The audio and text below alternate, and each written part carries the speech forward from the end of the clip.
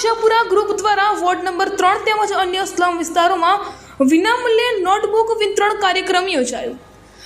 રાજકોટ જિલ્લાના ઉપલેટા શહેરમાં વર્ષોથી આશાપુરા ગ્રુપ દ્વારા દર વર્ષે ગરીબ લોકો તેમજ વિદ્યાર્થીઓ માટે વિવિધ સેવાકીય કાર્યો કરવામાં આવતા હોય છે। આથી દર વર્ષની જેમ આ વર્ષે પણ આશાપુરા ગ્રુપ દ્વારા વોર્ડ નંબર 3 તેમજ અલગ અલગ સ્લમ એરિયા જેવા કે જડેશ્વર નગર, વાલ્મીકી વાસ, ઝીલમિલ ચોક, વાડલા રોડ, રઘુવંશી સોસાયટી તેમજ સોનલનગર જેવા વિસ્તારોમાં અભ્યાસ કરતા વિદ્યાર્થીઓ માટે વિનામૂલ્યે 10,000 નોટબુકનું વિતરણ કરવામાં આવ્યું હતું। તેમજ વધુમાં આ ગ્રુપ દ્વારા દર વર્ષે તહેવાર નિમિત્તે મીઠાઈ અને ફરસાણનું પણ વિનામૂલ્યે વિતરણ કરવામાં આવે છે।